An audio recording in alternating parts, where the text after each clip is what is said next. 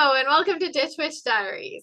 We are in the planets, and we are talking about herbs of Venus.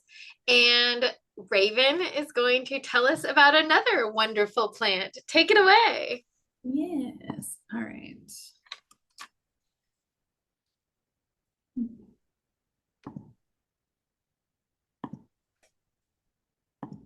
All right. So then we have lemon balm today. I love I lemon love balm. lemon balm. I have it everywhere. Yes. So I beautiful. swear I thought that we already did lemon balm, and I thought we did it like in one of the chakra in our chakra series or something. But I couldn't find it, and I was like, okay, maybe we did it. We must have. I bet that we just mention it pretty frequently because we I both know really we like it. might.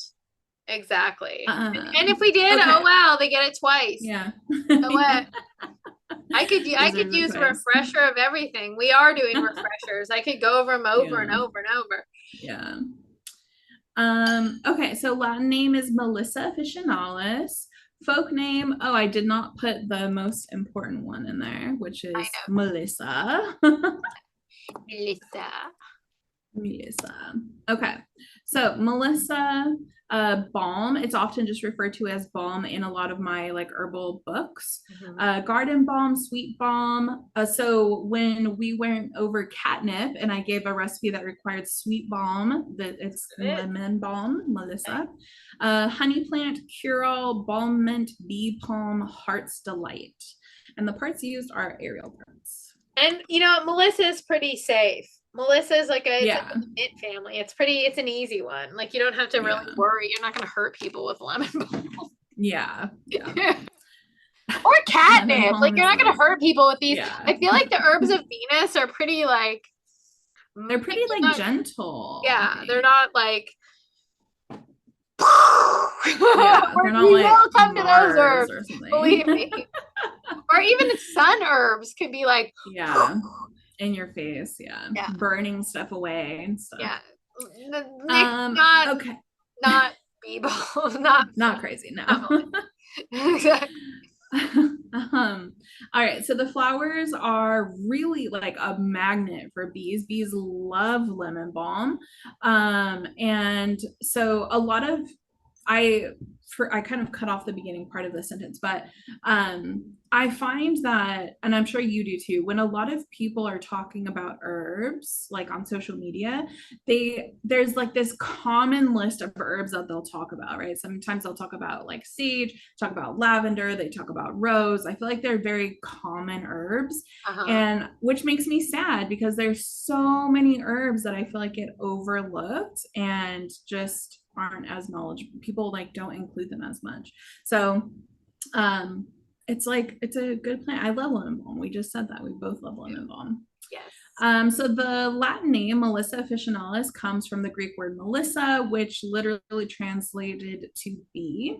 And then the term balm are derived from the Latin balsamum, which basically says that this plant has high levels of oils, and those oils are what provide this really good scent. I think I'm gonna go stick my face in my or my nose in my lemon balm jar after this. I know. I have, it's funny because I have so many things that smell so good in my garden, and even the Yeah, ones that don't smell good. Like yeah. my one of my favorite plants to put my nose in is the horseradish. And it smells like Mm, horseradish, but very mild, and it's so yeah. beautiful. I always go Oh, stick my nose in the horseradish. I'm like, it smells yeah. so good. Oh, I love And then I go right horseradish. next door to the bee balm and put my nose, and that's right next to the lemon verbena. Nice. Oh, so good. Okay, so Paracelsus, who was a Swiss physician and alchemist from the 1500s.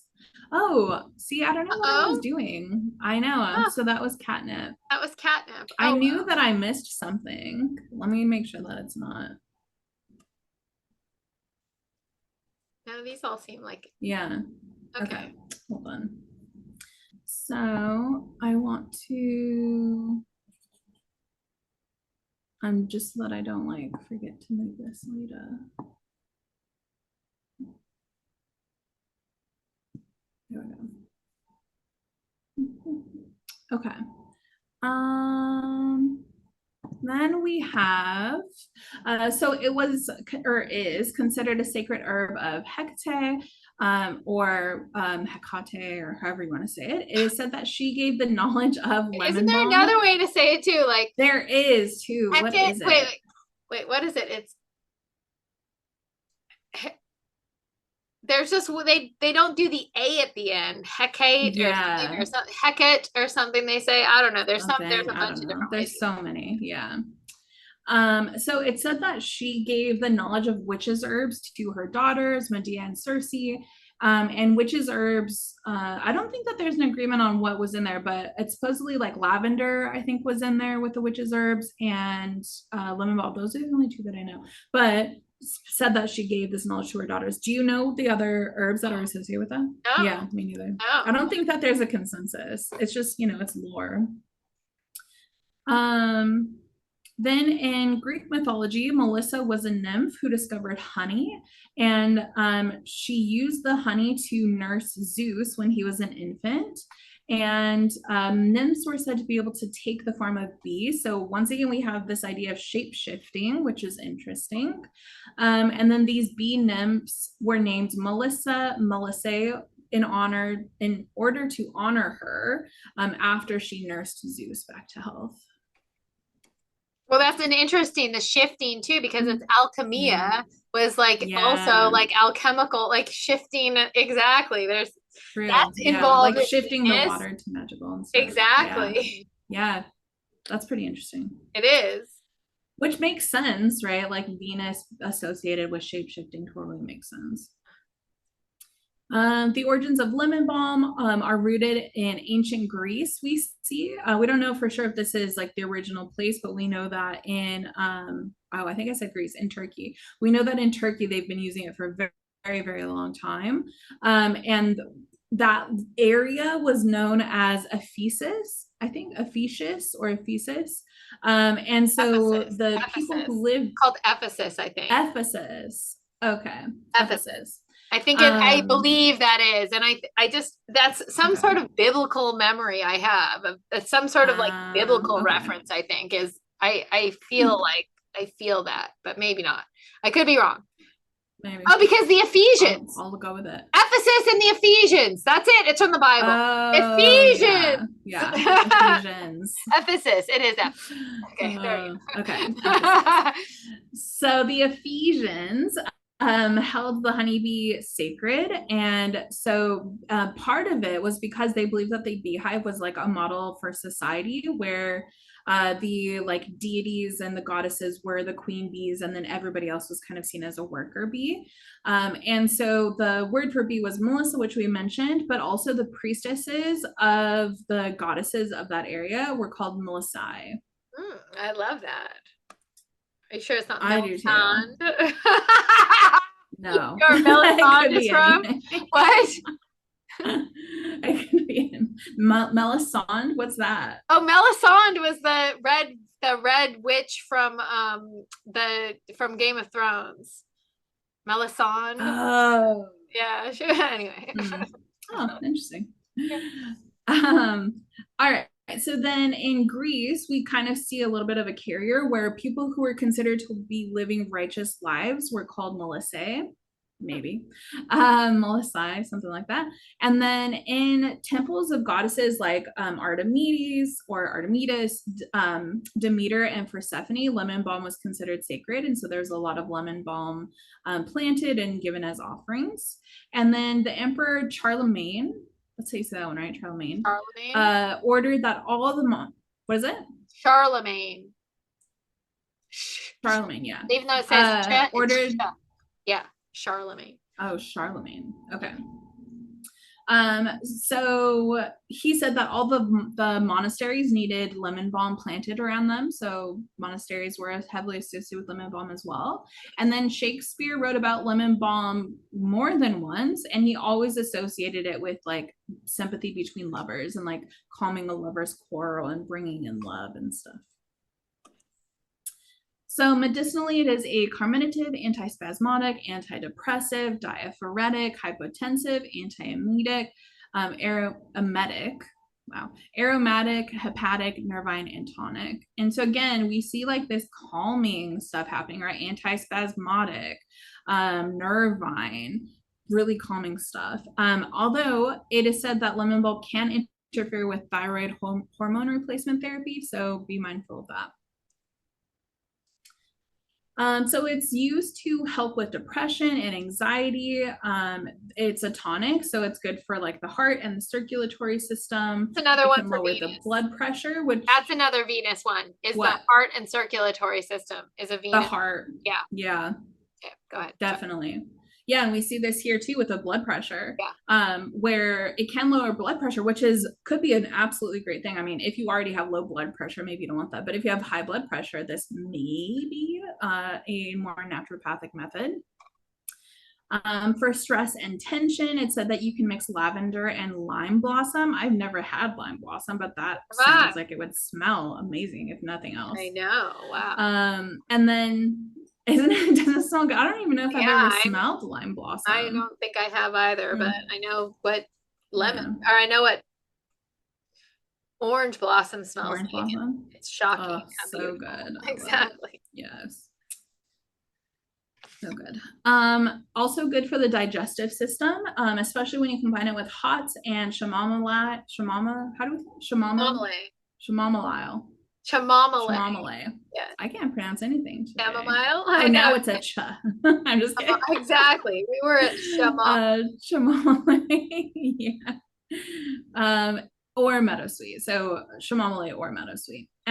It is really good for painful, that shouldn't say nor, that should say or, painful or suppressed menstruation. So if you have painful cramps or if you are trying to like bring on your menstruation, then lemon balm's good for that. Once again, tying heavily into like uterine tonics and uterus and menstruation and stuff.